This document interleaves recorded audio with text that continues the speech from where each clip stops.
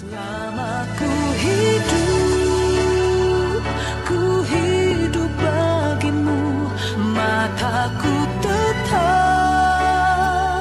tetap memandangmu. Dunia tak bisa menjauhkanku dari kasihmu.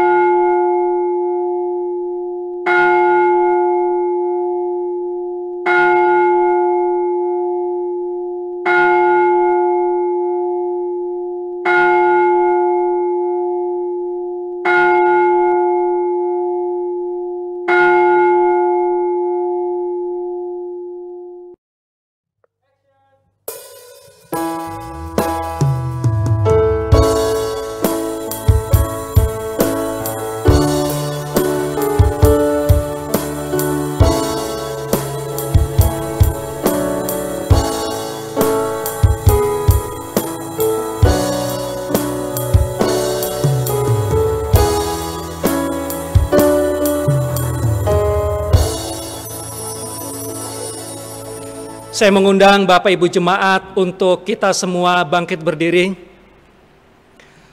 Memasuki Minggu Advent keempat pada saat ini, mari kita beribadah kepada Tuhan. Sebab pertolongan bagi kita pada ibadah pagi hari ini, datangnya dari Tuhan yang menjadikan langit dan bumi, yang memelihara kesetiaannya sampai selama-lamanya, dan yang tidak pernah meninggalkan perbuatan tangannya. Turunlah atas saudara-saudara sekalian, rahmat dan damai sejahtera dari Allah Bapa, dari Tuhan Yesus Kristus, dan dari Roh Kudus. Amin. Shalom, selamat pagi Jemaat Gereja Kristen Kalam Kudus Sorong yang dirahmati Tuhan. Kita mau memulai ibadah minggu pagi ini. Marilah kita mempersiapkan hati dan pikiran kita untuk memasuki hadirat Allah. Kita mau menaikkan rasa syukur dan terima kasih kita kepada Tuhan untuk penyertanya yang sempurna sampai hari ini, sehingga kita boleh ada sebagaimana kita ada. Kebesaran Tuhan nyata di dalam hidup kita, perbuatannya ajaib dan tiada satu pun seperti Dia. Kita mau menaikkan pujian yang berjudul Sebab Kau Besar.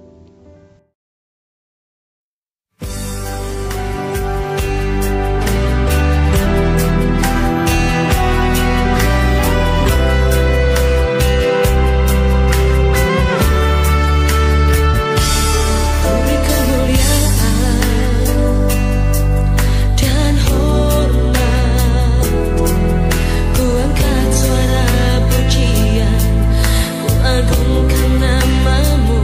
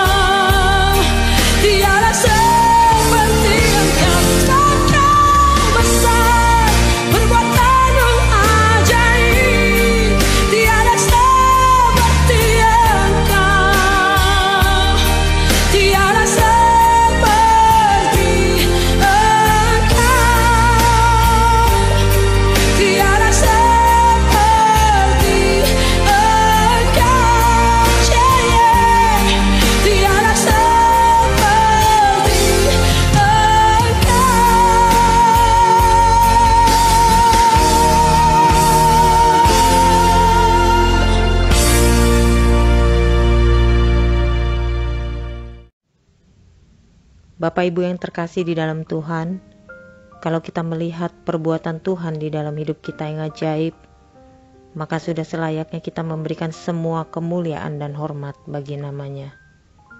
Pagi ini, saya memberikan waktu kepada Bapak Ibu untuk datang secara pribadi kepada Tuhan, mengucap syukur atas semua kebaikan Tuhan yang sudah dinyatakan di dalam hidup kita.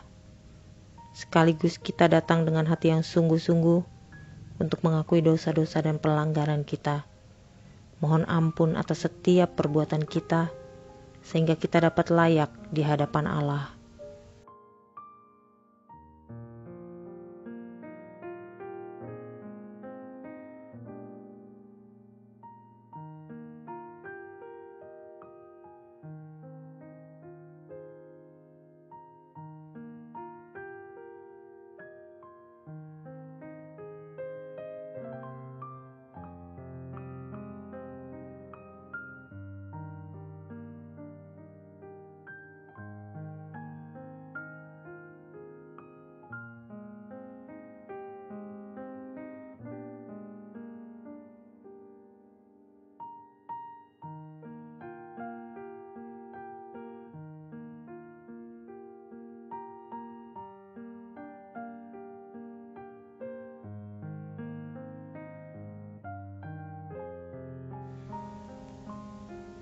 Tuhan, Bapa yang sangat baik, Bapa yang kami panggil di dalam nama Kristus Yesus, kembali kami datang di hadapan-Mu pada hari ini, mengucap syukur atas penyertaan-Mu, kebaikan-Mu, kasih dan anugerah-Mu, serta berkat dan bimbingan-Mu atas kami.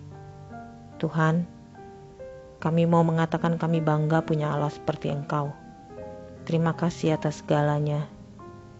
Tuhan, kami tahu di dalam kelemahan-kelemahan kami sering melukai hati-Mu. Bahkan mungkin tanpa sadar mengulangi berkali-kali dosa yang sama. Tuhan, ampunilah kami, tuntun dan genggam tangan kami di dalam menjalani kehidupan ini. Mampukan kami Tuhan, ajar kami untuk tidak mengulangi lagi dosa kami. Berikanlah kami roh yang takut akan Engkau, roh yang senantiasa mau melakukan hanya kehendak-Mu saja. Demi Kristus Yesus yang kami sembah, kami berdoa. Amin. Dengarkanlah berita anugerah untuk kita semua, kepada semua orang yang mengaku dosanya dengan sungguh-sungguh dan menyesal karena telah menempuh jalan yang demikian.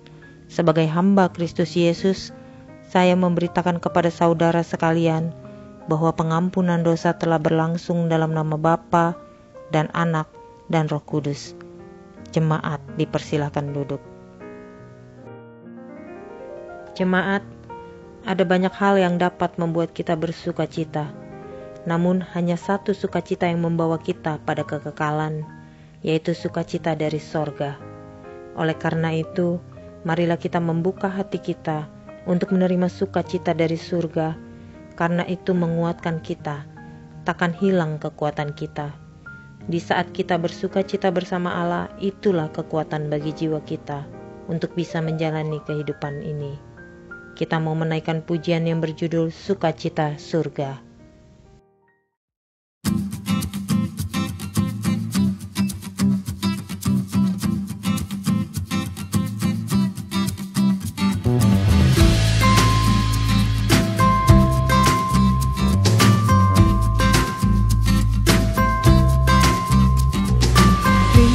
Sukacita surga, itulah kekuatan bagi jiwa.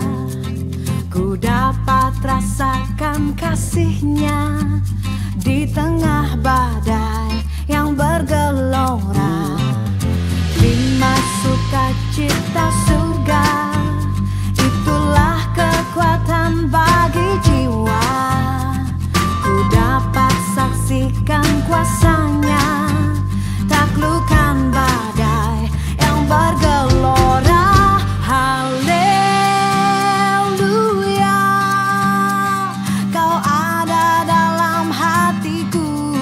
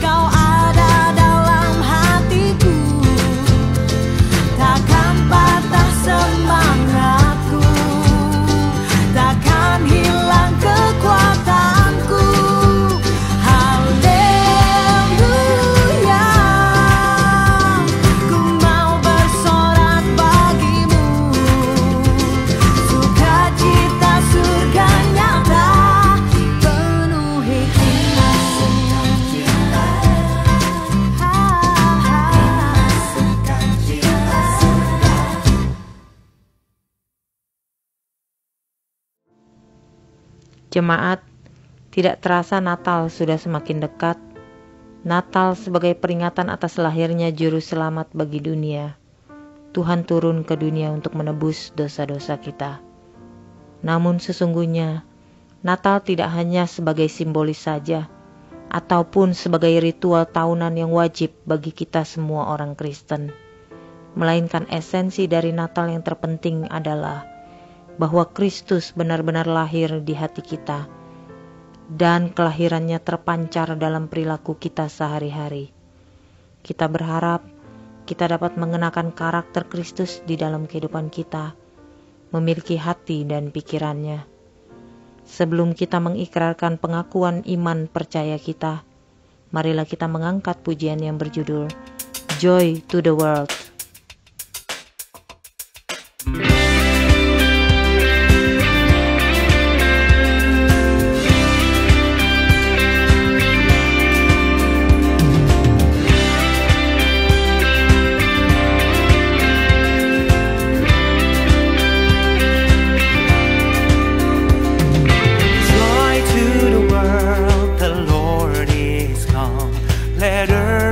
Receive her King. Let every heart prepare him room. And heaven and nature sing. And heaven and nature sing. And heaven and nature sing.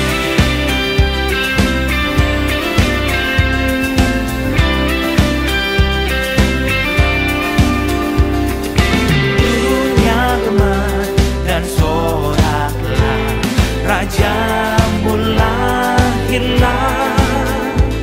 Beri hatimu kepadanya, bersama nyanyilah, bersama nyanyilah, bersama nyanyilah.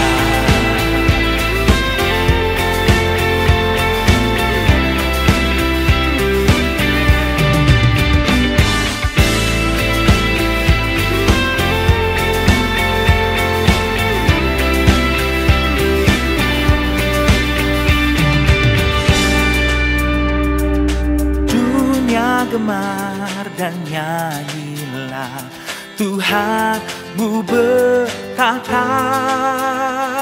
Bumi, laut, gunung, lembah, bersoraklah terus, bersoraklah terus, bersorak-soraklah terus.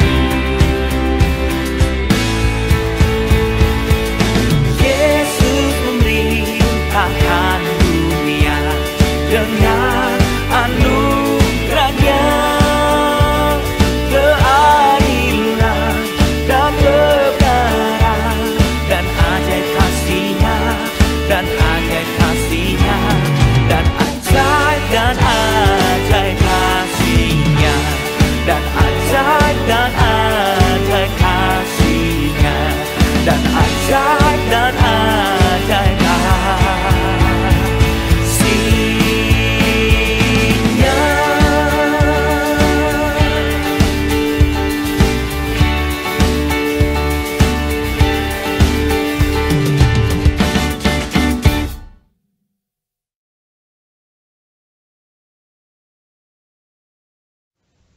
Saya mengundang jemaat untuk bangkit berdiri.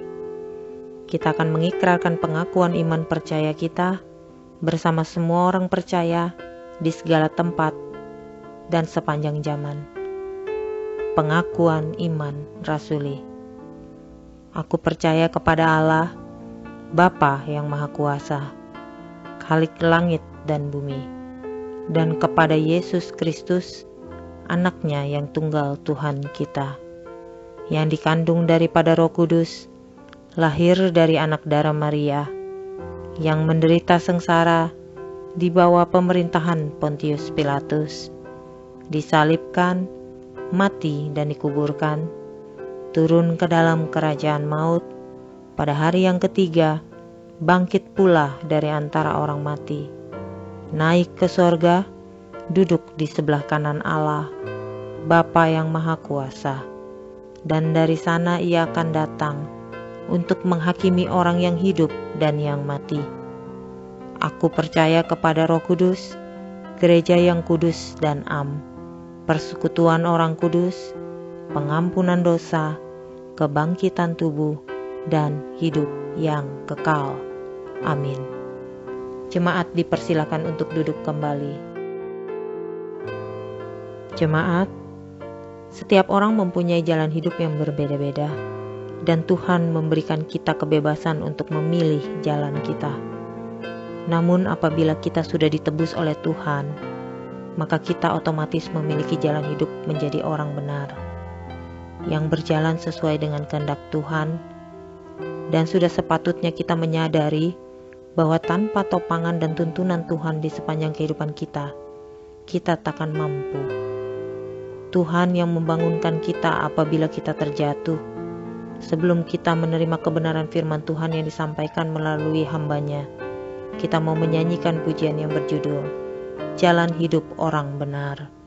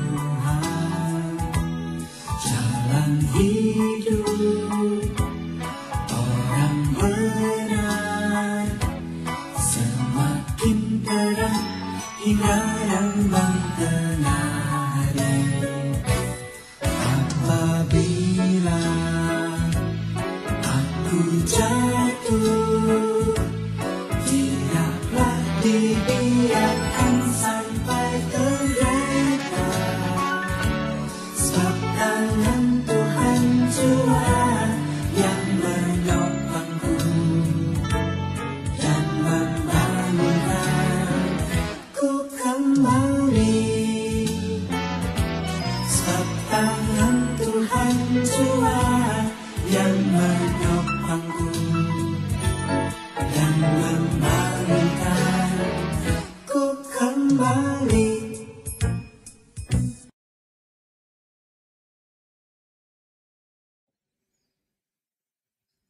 Jemaat, mari kita berdoa.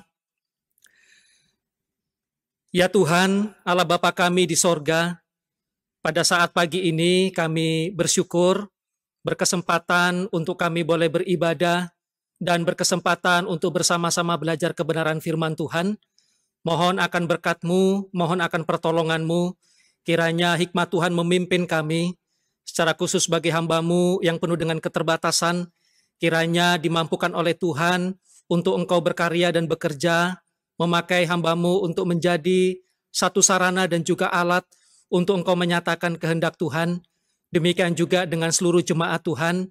Kami rindu untuk kami boleh bersama-sama bertumbuh.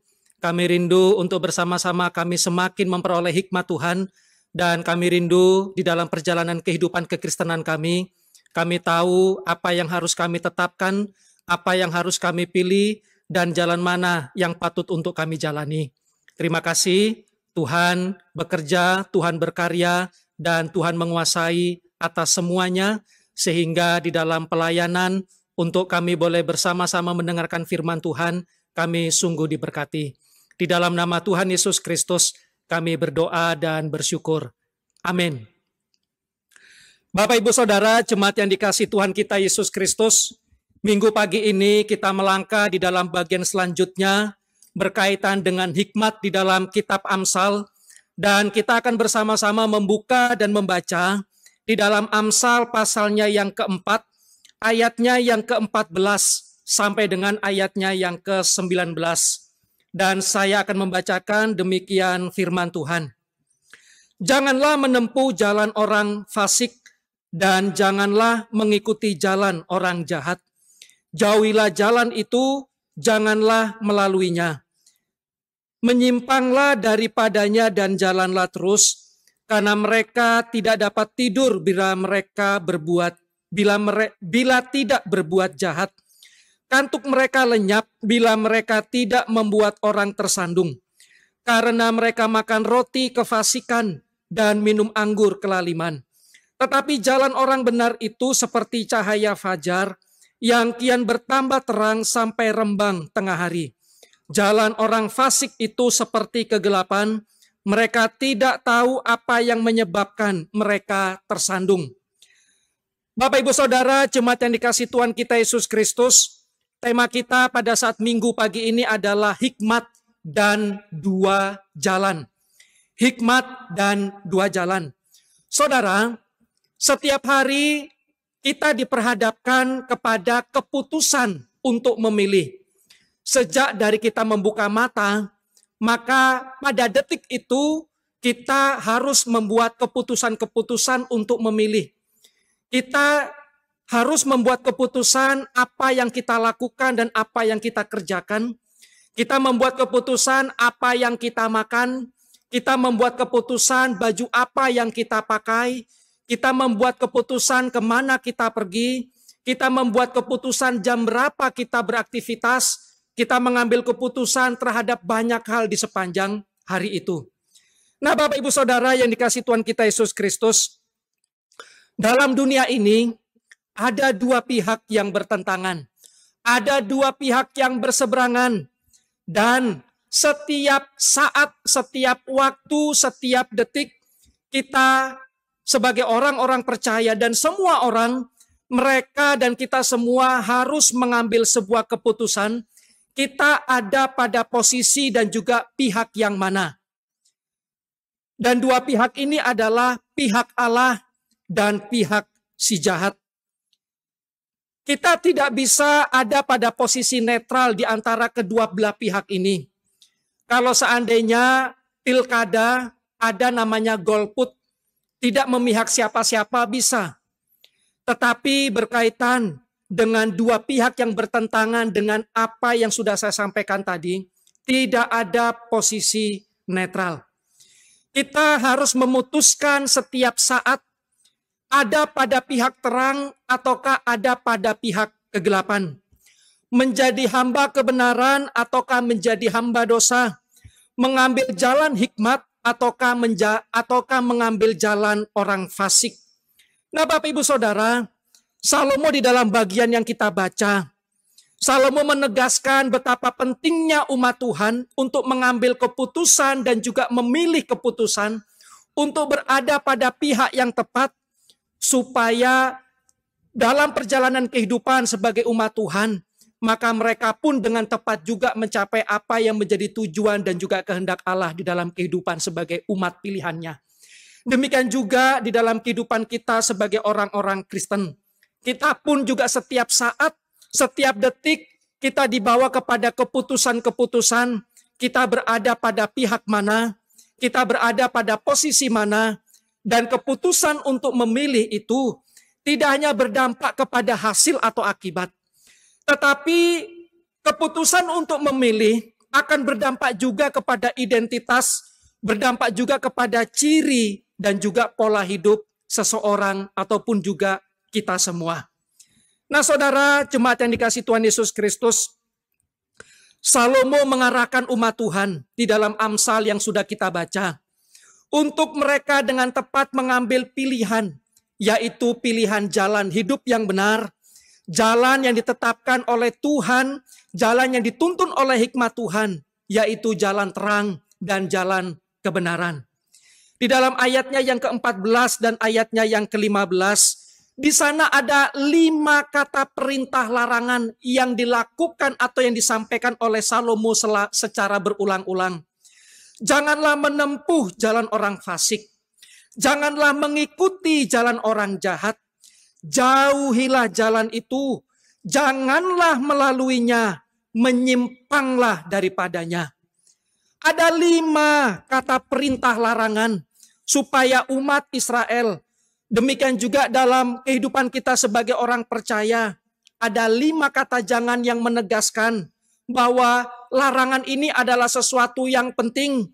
Larangan ini adalah satu berita yang serius untuk benar-benar diperhatikan, oleh karena memberikan dampak yang besar di dalam prosesnya. Di dalam satu kutipan komentar menurut Jameson, Fawcett, dan Brown komentari, di sana dikatakan di dalam ayatnya yang ke-14 dan ayatnya yang ke-15 bahwa pengulangan 5 kata perintah dengan kata larangan jangan itu berarti adalah mengumpulkan kata-kata yang menyiratkan betapa besar bahayanya. Larangan itu memberikan satu indikasi, mengakumulasikan bahwa kalau itu dilakukan setelah itu dilarang, maka itu memberikan dampak betapa besar bahaya daripada konsekuensinya. Tetapi juga ini mengandung satu pengertian kecenderungan alami kita di dalam keberdosaan untuk menuju jalan kejahatan. Nah, Bapak Ibu Saudara yang dikasihi Tuhan kita Yesus Kristus, satu sisi bahwa sebagai orang yang sudah jatuh di dalam dosa, tetapi yang sudah ditebus oleh Yesus Kristus Tuhan kita, kita sudah dimerdekakan dari ikatan dan juga kutuk dosa. Tetapi pada saat yang sama, masih ada kedagingan dan juga masih ada potensi kecenderungan dari kedagingan untuk jatuh di dalam kejahatan. Nah, Bapak Ibu Saudara yang dikasihi oleh Tuhan kita Yesus Kristus, Salomo memberikan sebuah pengertian untuk umat Tuhan memandang lebih dalam lagi untuk dituntun oleh hikmat Tuhan supaya bisa menetapkan sebuah keputusan yang benar ketika diperhadapkan kepada 2 jalan. Ketika diperhadapkan kepada 2 posisi, ketika diperhadapkan kepada 2 sisi yang saling bertentangan, jalan kebenaran ataukah jalan dosa, pihak Allah ataukah pihak si jahat, jalan hikmat dalam kebenaran ataukah jalan orang fasik. Nah, saudara, Bapak Ibu jemaat yang dikasihi Tuhan, Salomo memberikan perbandingan supaya umat Tuhan mengerti, memahami, menyadari, lalu dengan tepat mereka dapat memutuskan jalan mana yang harus dijalani. Dalam hal ini ada 2 hal yang dibandingkan oleh Salomo. Yang pertama adalah lihatlah ciri dan juga pola hidup mereka. Dan yang kedua adalah lihatlah hasil hidup mereka di dalam prosesnya.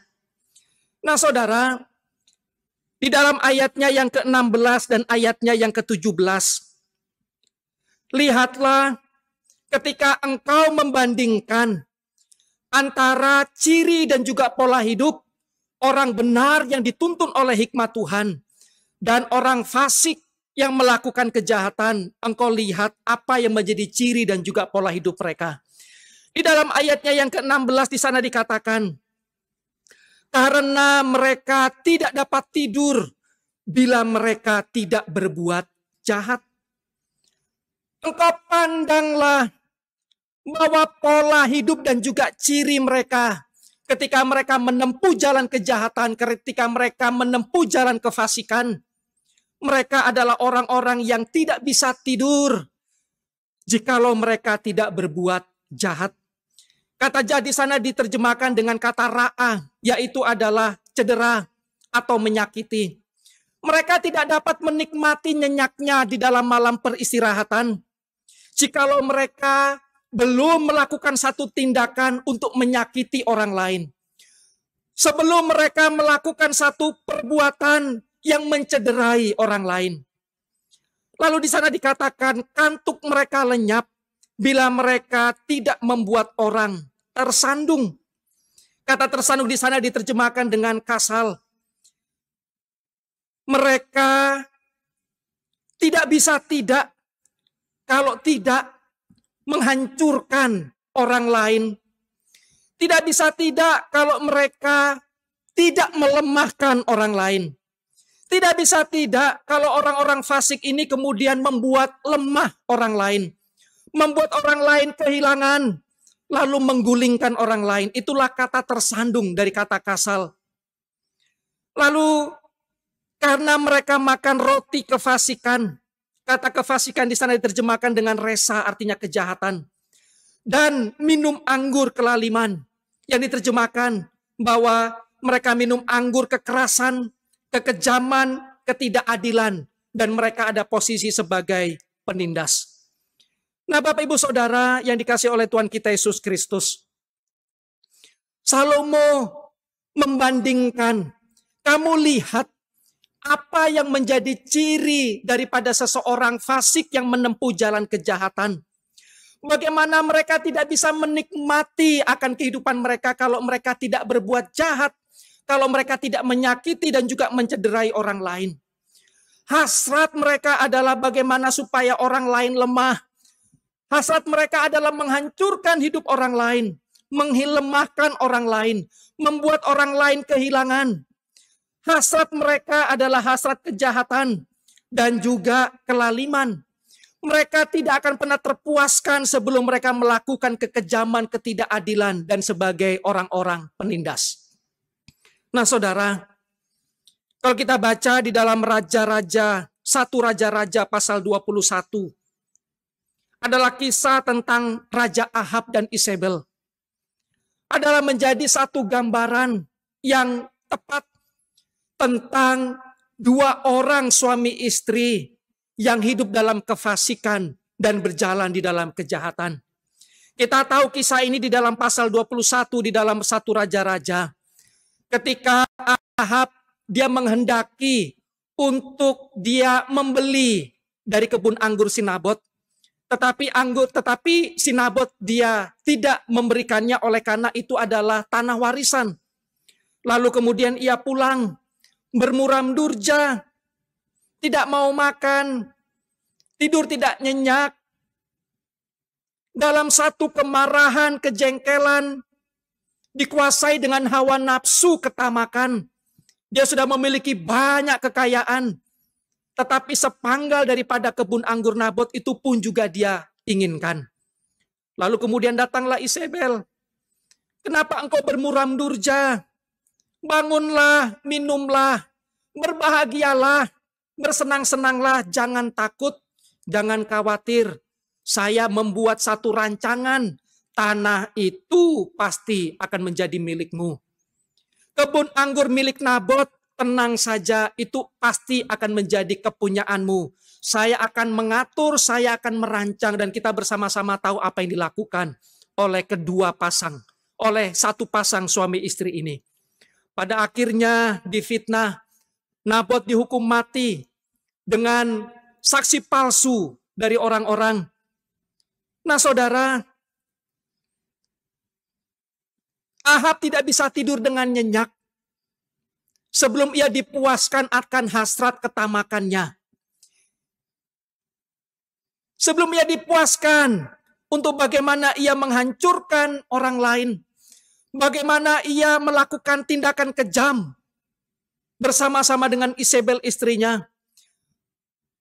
Ia belum menikmati rasa puas kalau ia tidak melakukan ketidakadilan. Inilah gambarannya. Lalu kemudian Salomo membawa umat Israel kepada satu pandangan ini. Inikah ciri dan juga pola hidup yang engkau kehendaki sebagai umat Tuhan? Inikah satu keadaan yang mencerminkan umat Tuhan? Inikah satu perbuatan sebagai satu bentuk identitas sebagai umat pilihan Allah? Inikah satu perwujudan sikap yang hendak engkau tujukan kepada orang lain?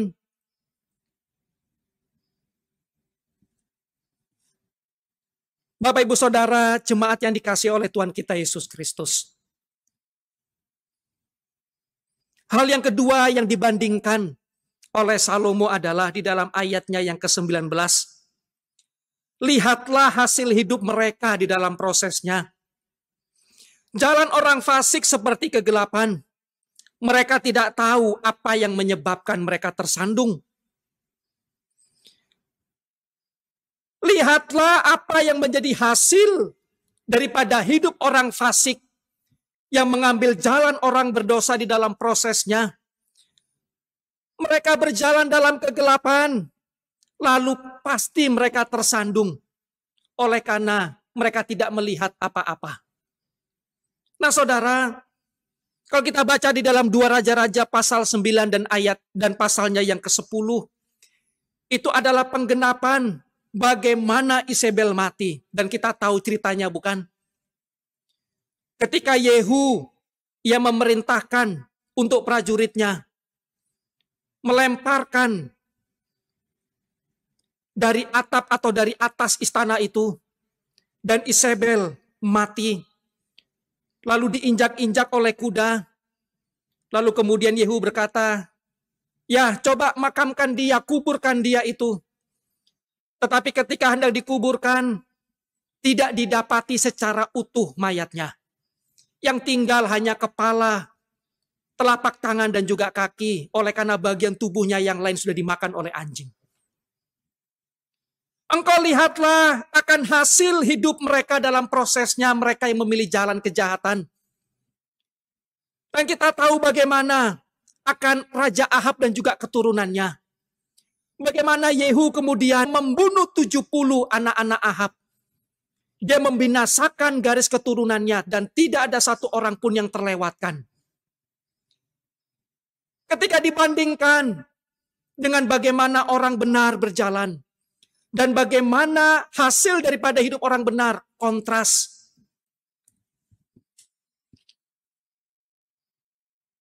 Salomo mengontraskan di dalam ayatnya yang ke-18, tetapi jalan orang benar seperti cahaya fajar yang kian bertambah terang sampai rembang tengah hari.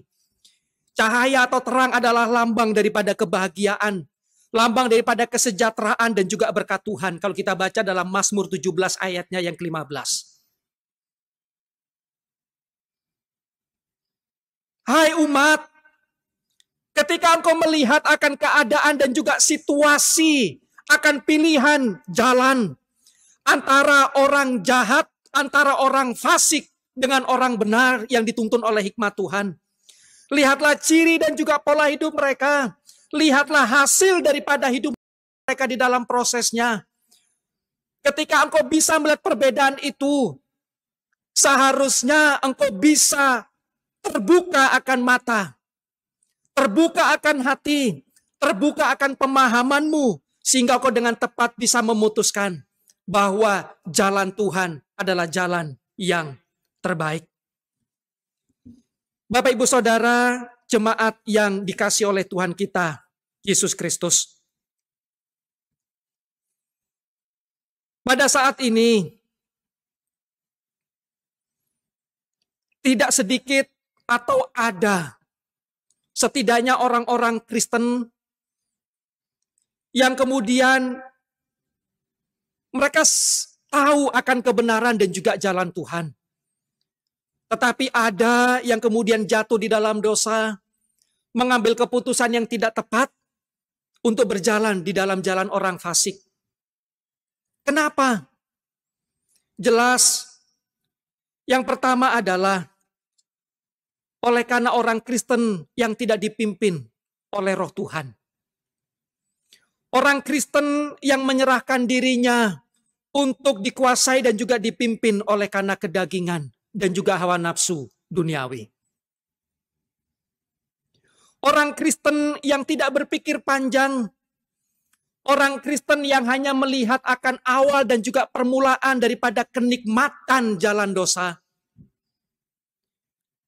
Akan tawaran jalan dosa ketika dilihat ada persimpangan, wah jalannya mulus. Jalannya lebar. Jalannya rata. Tetapi kalau berjalan dalam jalan kebenaran, wah ini kok jalannya belum diaspal. Jalannya berongga-rongga, lobang-lobang. Naik turun, berdebu. Nah saudara, sebagai anak-anak Tuhan, sebagai orang-orang Kristen, kita hendaknya tidak berjalan di dalam pengamatan mata jasmani yang hanya terbatas untuk bisa melihat. Tetapi biarlah sebagai orang-orang Kristen kita berjalan di dalam iman.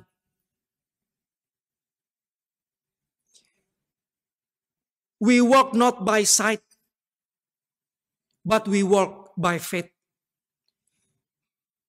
Kita tidak berjalan dengan apa yang dilihat, tetapi berjalan di dalam tuntunan iman. Sehingga tidak dikelabui dengan pengamatan awal. Tidak dikelabui dan juga tidak ditipu daya oleh si jahat yang membungkus kebusukan dengan sesuatu yang menyenangkan dan juga memuaskan. Tetapi ketika dibuka, mendatangkan maut. Nah Bapak Ibu jemaat yang dikasihi oleh Tuhan kita Yesus Kristus, setelah kita melihat apa yang dipaparkan oleh Salomo tentang perbandingan, maka implikasinya bagi kita adalah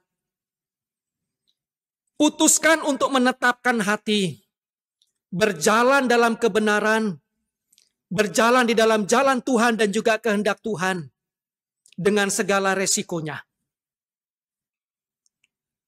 Berjalan dalam lembah kekelaman bersama dengan Tuhan adalah keadaan yang jauh lebih baik, adalah situasi yang sempurna dibandingkan berjalan di dalam padang rumput hijau, tetapi tanpa Tuhan beserta. Oleh karena semua perjalanan manusia pasti akan melewati lika-liku dan juga dinamika hidup. Pasti akan melewati lembah yang kelam. Dan juga akan menikmati padang. Akan menikmati semua musim. Akan menjalani semua keadaan dan situasi saling silih berganti. Tetapi berjalan di dalam ketetapan hati, di dalam tuntunan dan juga jalan Tuhan. Itu adalah perjalanan yang terbaik. Jemaat yang dikasihi oleh Tuhan kita, Yesus Kristus. Sebagai orang percaya, Janganlah kemudian kita memperhatikan hal-hal sementara dan juga fana menjadi sebuah kesimpulan dan juga keputusan akan hasil akhir. Orang-orang yang jatuh di dalam dosa adalah orang-orang yang mereka membatasi dengan penglihatan hanya apa yang mereka bisa lihat di awal, tetapi mereka tidak mau melihat akan hasil akhir apa yang hendak dituju. Sebagai orang Kristen, kalaupun harga di dalam perjalanan, memutuskan pilihan berjalan dalam kebenaran, di dalam jalan Tuhan, sekalipun ada lika-liku, sekalipun ada banyak batu, sekalipun ada banyak tantangan, sekalipun seolah-olah itu lebih beresiko, tetapi bersama dengan Tuhan, itu adalah jalan yang terbaik. Implikasi yang kedua,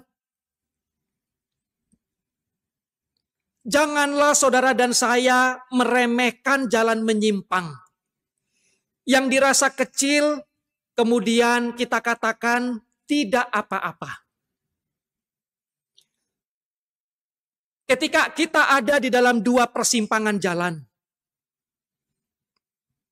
lalu kemudian kita merasa, oh enggak apa-apalah menyimpang, tapi menyimpangnya tidak frontal kok. Menyimpangnya tidak radikal kok. Hanya sedikit saja menyimpangnya. Hanya kecil saja menyimpangnya.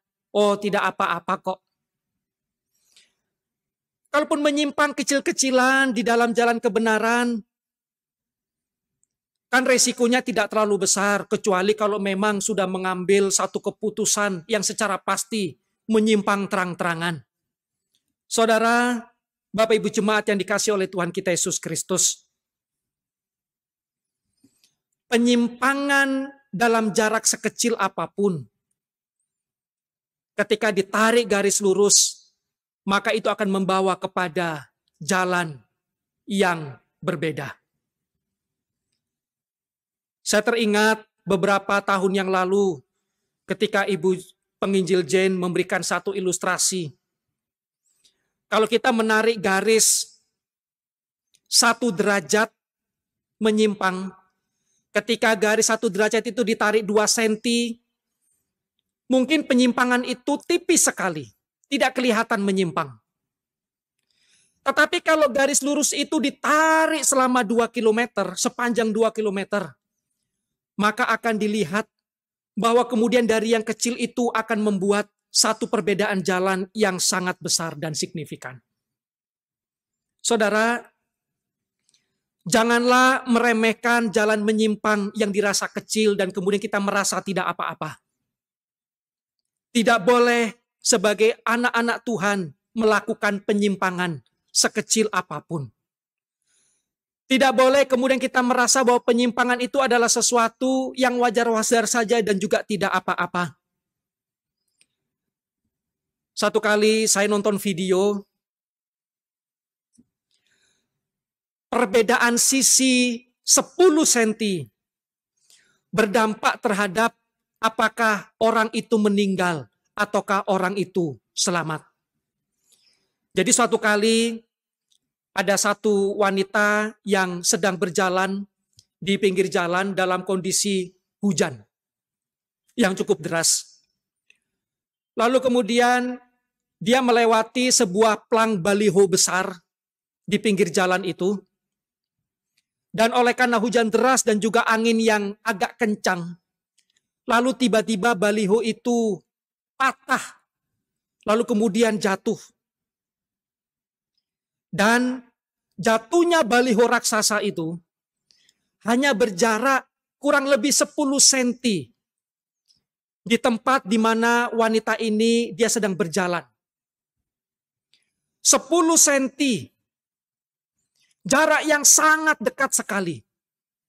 Tetapi 10 cm itu berdampak terhadap satu keadaan seseorang. Kalau seandainya dia berhenti atau dia langkah-langkah kecil, atau dia kurang dari 10 cm, bisa dipastikan dia pasti mengalami celaka dengan dampak kematian. 10 cm saja.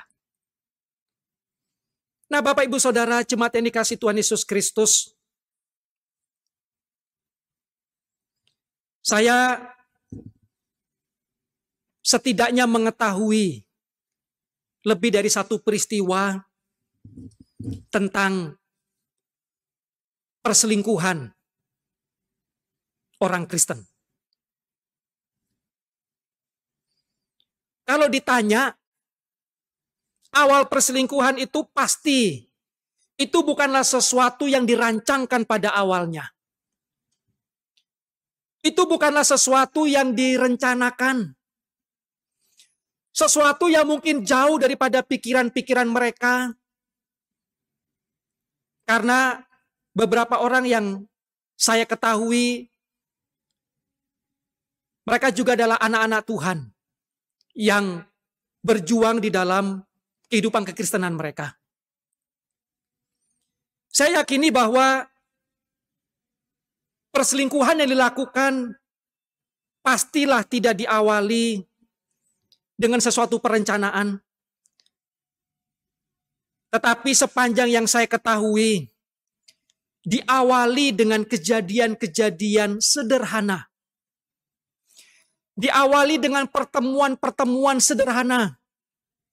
Diawali dengan komunikasi-komunikasi sederhana dalam tanda kutip. Yang kemudian itu berkelanjutan.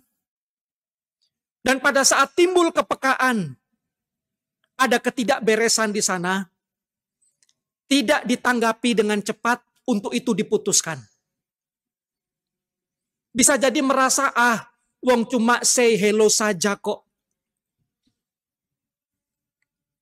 Wong cuma interaksi saja, ketemu dengan kawan lama yang sudah lama tidak jumpa kok. Wong cuma WA-WAan saja, bagaimana kabar? Awalnya. Lalu berkelanjutan, selamat pagi, selamat tidur. Berkelanjutan dengan perjumpaan. Loh, wong cuma hobi yang sama kok. Hobi kuliner. Cocok kok ketika berbincang dan juga berbicara. Diawali dengan kejadian-kejadian sederhana. Yang mungkin awalnya dirasakan sebagai satu bentuk penyimpangan yang kecil. Tetapi pada saat tidak dengan cepat ditanggapi untuk diputuskan, maka yang kecil itu pun ketika ditarik garis lurus, maka penyimpangan itu pasti akan semakin lebih besar. Nah, Bapak Ibu Saudara, jemaat yang dikasihi Tuhan, maka biarlah kita memiliki kepekaan di dalam hikmat Tuhan. Untuk bisa menilai, untuk bisa memikirkan, tetapi juga untuk bisa memutuskan. Jangan meremehkan penyimpangan sekecil apapun. Implikasi yang ketiga adalah, gunakan apapun yang ada pada kita, apapun yang ada pada kita, sebagai satu bentuk sarana itu, sarana kebenaran itu, dinyatakan. Jemaat yang dikasihi Tuhan kita Yesus Kristus, bisa jadi di dalam dua jalan orang benar dan orang fasik, sama-sama menggunakan sarana yang sama, sama-sama pada posisi yang sama, sama-sama memiliki fasilitas yang sama, sama-sama memiliki kepemilikan yang sama, sama-sama memiliki kecakapan yang sama. Tetapi biarlah di dalam penerapan dan juga implikasinya, bahwa apapun yang ada pada kita, gunakan semua itu sebagai sarana kebenaran Allah dinyatakan di dalam perjalanan kehidupan kekristenan kita. Kalaupun sama-sama memiliki posisi dan juga jabatan, di dalam perjalanan kita ketika kita berjalan di dalam jalan hikmat Tuhan. Sekalipun orang di sana sama-sama memiliki posisi, tetapi mereka berjalan di dalam jalan orang fasik dan juga berjalan dalam jalan kejahatan. Kalau orang di sana mereka menggunakan posisi sebagai sebuah sarana untuk mereka mengambil kesempatan bagi kepentingan diri sendiri. Maka ketika kita menjalani di dalam jalan kebenaran, gunakan posisi itu untuk menyatakan kehendak dan juga berkat Tuhan. Memberikan dampak kepada sesuatu yang lebih besar kepada orang lain, sehingga nama Tuhan dipermuliakan. Kalau di sana mereka punya fasilitas, kalau orang di sana mereka memiliki kendaraan, mereka memiliki kepemilikan, kalau di sana mereka menggunakan fasilitas itu untuk memuaskan kedagingan dan juga keberdosaan mereka, maka di jalan kebenaran, maka kita menjadikan sarana itu sebagai sarana kebenaran untuk Tuhan dipermuliakan. Bagaimana dengan kepemilikan? Itu kemudian akan menjangkau banyak jiwa. Dengan kepemilikan akan mengembangkan pekerjaan dan juga pelayanan Tuhan semakin diketahui. Dengan kepemilikan akan semakin lebih efektif untuk menggarami dan juga menjadi terang dunia ini. Nah, Bapak Ibu Saudara, jemaat yang dikasihi Tuhan kita Yesus Kristus, sehingga pada akhirnya, pada saat Tuhan memutuskan nafas kita, tidak akan ada penyesalan, tetapi yang ada adalah ungkapan syukur. Oleh karena dengan tepat mencapai garis finish, dengan benar menjalani kehidupan sesuai dengan ketetapan Tuhan. Tidak ada penyesalan, tetapi yang ada adalah kepuasan dan juga sukacita kekal. Kepuasan oleh karena di dalam proses menjalani hidup, kita berjalan dengan mengarahkan diri untuk mengembangkan diri dan juga potensi diri menjadi sebuah sarana untuk kebenaran itu dikerjakan. Tidak seperti orang kaya yang bodoh yang pada akhirnya tinggal kenangan akan kemewahan hidup yang itu tidak akan pernah dibawa di dalam kekekalan. Yang ada hanyalah penyesalan. Saudara, di dalam satu artikel Kristen, di sana disebutkan seperti ini. Memasak nasi tetapi jadi bubur, menyesal sehari. Salah potong rambut, menyesal sebulan. Tidak naik kelas, menyesal setahun. Salah pilih pasangan hidup, menyesal seumur hidup. Salah pilih juru selamat, menyesal selamanya. Semua hal itu tidak lepas dari pilihan. Dan apa yang kita pilih sekarang adalah apa kita di masa depan. Dan apa kita di masa kini adalah pilihan kita di masa lalu. Nah, jemaat yang dikasihi Tuhan Yesus Kristus, tidak ada kata terlambat untuk berbalik kepada jalan yang benar. Saudara, bersama-sama kita akan nonton video animasi sederhana, tetapi memiliki makna yang dalam. Bagaimana Tuhan menunggu di persimpangan. Mari kita lihat videonya.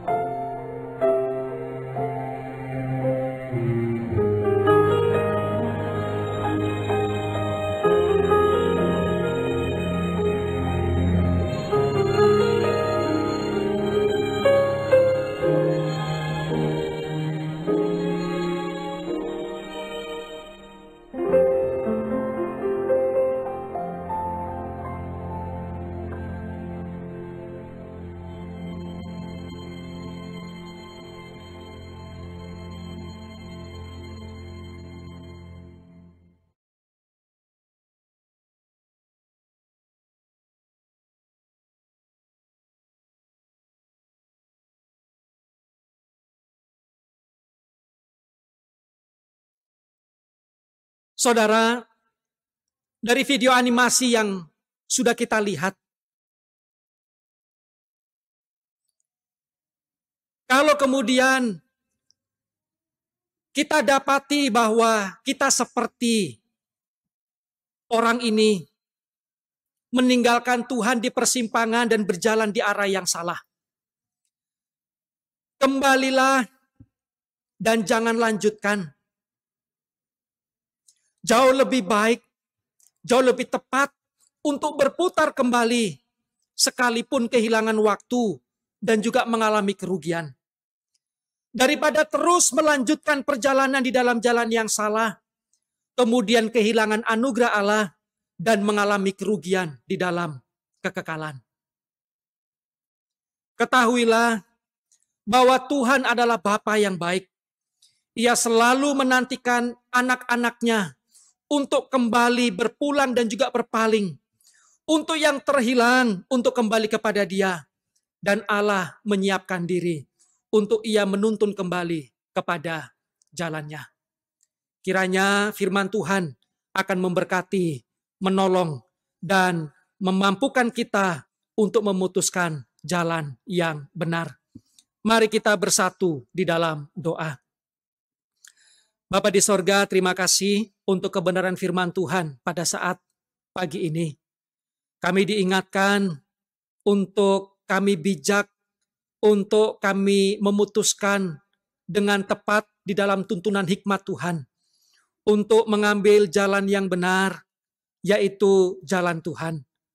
Supaya kami tidak sia-sia, supaya kami tidak mengalami kerugian, supaya kami mendapatkan satu sukacita dan juga damai sejahtera, sehingga di dalam perjalanan kehidupan kami, sungguh kami tidak kehilangan sesuatu apapun. Dengan tepat kami mencapai rancangan Tuhan. Kami bersama-sama berdoa, kami tahu bahwa di dalam perjalanan kehidupan kekristenan kami, ada banyak simpang-simpang jalan yang dibuat oleh si jahat, untuk menawarkan kepada kami jalan yang salah, yang mendorong kami, yang menipu kami dengan satu pengamatan awal yang menyenangkan, yang indah. Tetapi biarlah kehidupan kami tidak berdasarkan dengan apa yang kami lihat, tetapi biarlah kami diarahkan di dalam perjalanan kami berdasarkan iman di dalam Tuhan Yesus Kristus. Sekalipun kami tidak melihat hasil akhirnya, sekalipun kami terbatas di dalam perjalanan, tetapi kami tahu bahwa jalan bersama dengan Tuhan dan jalan kebenaran Tuhan adalah pilihan yang terbaik. Apapun dan bagaimanapun di dalam proses perjalanan itu, kami percaya menuntun kepada masa depan yang baik. Terima kasih, terpujilah nama Tuhan. Berdoa, bersyukur, menyerahkan untuk jemaat Tuhan yang berulang tahun, untuk saudara Kevin Lau tanggal 22 Desember, untuk Bapak Alex Avandi Anderlo tanggal 23 Desember, untuk saudara Christian dan juga Bapak Derianto tanggal 25 Desember, dan juga untuk saudara Nathanael Randison tanggal 26 Desember. Tuhan memberkati kelima jemaat Tuhan yang Tuhan tambahkan 1 tahun usia di sepanjang minggu ini. Kiranya rahmat Tuhan semakin melimpah, kiranya tuntunan Tuhan semakin terang benderang, dan kiranya hidup mereka akan memancarkan kemurahan dan juga kasih karunia Tuhan, sehingga mereka diberkati menjadi berkat, mereka hidup dalam kasih dan ketaatan kepada Tuhan. Terima kasih. Ini doa, permohonan dan syukur kami kepadamu, di dalam nama Tuhan Yesus Kristus kami berdoa. Amin. Saya mengundang jemaat semua untuk bangkit berdiri. Kita akan menyanyikan lagu doksologi, dan selanjutnya doa berkat akan disampaikan oleh Bapak Pendeta Edi Panklova.